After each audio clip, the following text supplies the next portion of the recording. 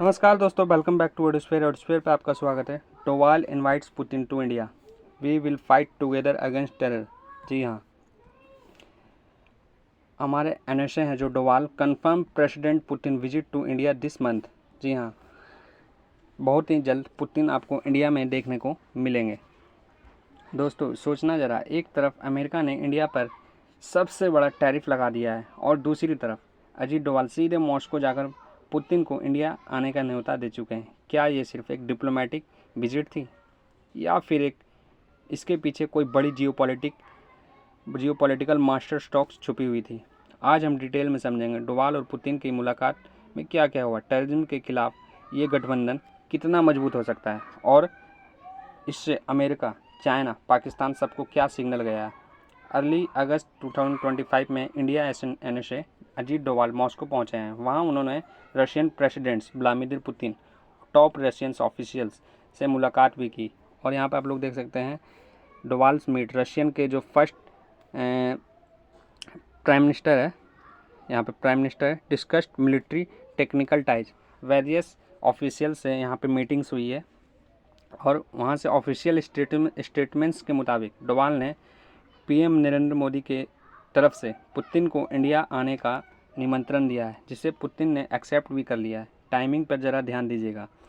ये सब तब हुआ है जब फाल्गम में एक बड़ा टेरर अटैक हुआ था जिसमें कई जाने गई। रशिया ने तुरंत इंडिया को अपना सपोर्ट दिया और इसी का जवाब डोवाल ने मॉस्को जाकर दिया। ये सिर्फ डिप्लोमेसी नहीं है, ये है मैसेज।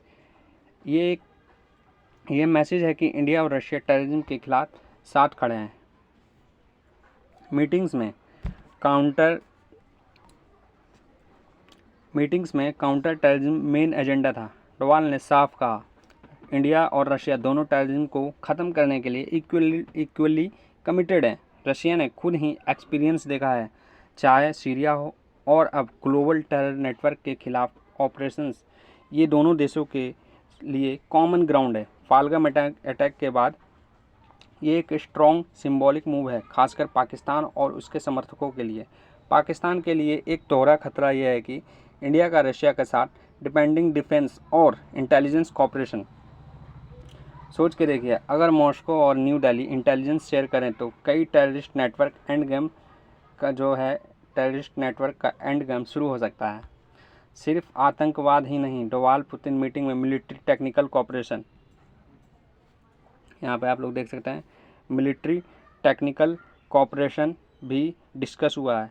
रशिया अभी भी इंडिया का सबसे बड़ा डिफेंस सप्लायर है, जैसे कि S-400 system, nuclear submarines, fighter jets, सब इसी पार्टनरशिप का हिस्सा है। एक्सटर्नल प्रेशर का जिक्र डोवाल ने भी किया। ये क्लियरली यूएस टैरिफ्स की ओर इशारा था। अमेरिका ने हाल ही में इंडिया पर बिगेस्ट टैरिफ अटैक किया है क्योंकि इंडिया रशियन ऑयल खरीद रहा है, जो कि 50% यानी 50% के टैरिफ लग चुके हैं यूएस की तरफ से इंडिया पर। लेकिन डोवाल का मॉस्को जाना ये सिर्फ साबित करता है कि इंडिया अपने नेशनल इंटरेस्ट पर कॉम्प्रोमाइज़ नहीं करेगा। यानी अमेरिका चाहे जितना भी दबाव डाले,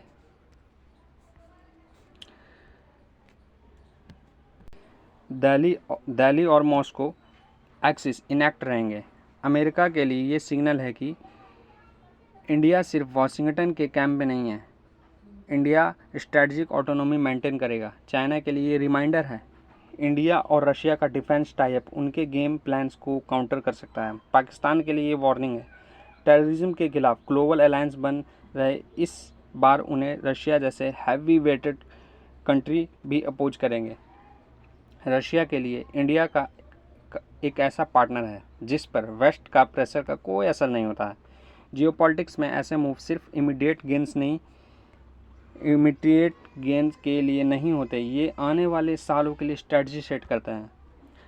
डोवाल का जो है पुतिन को इनवाइट करना एक डिप्लोमेटिकली है, जो कि फॉर्मेलिटी से कहीं ज़्यादा है। ये इंडो रशिया रिलेशंस का नया चैप्टर है जिसमें काउंटर टेररिज्म, डिफेंस कॉपरेशन और स्ट्रेटजिक ऑटोनॉमी तीनों पिलर्स हैं। आने वाले महीनों में जब पुतिन इंडिया आएंगे तब इसके और बड़े अनाउंसमेंट देखने को मिल सकते हैं आप लोगों को। तो दोस्तों सवाल ये है, क्या ये अलायंस फ्यूचर में पाकिस्तान बैक टेररिज्म को पूरी तरह ख़त्म करेगा और क्या अमेरिका इस ग्रोइंग इंडिया रशिया बॉन्ड को टॉलरेट करेगा? आपका थॉट्स कमेंट सेक्शन में लिखिए। वीडियो को लाइक करें, चैनल एडोस्फीयर को सब्सक्राइब करें और बेल आइकन दबाना ना भूलें। मिलते हैं ऐसे ही इंटरेस्टिंग वीडियो के साथ नेक्स्ट वीडियो में। जब तक के लिए जय हिंद, जय भारत।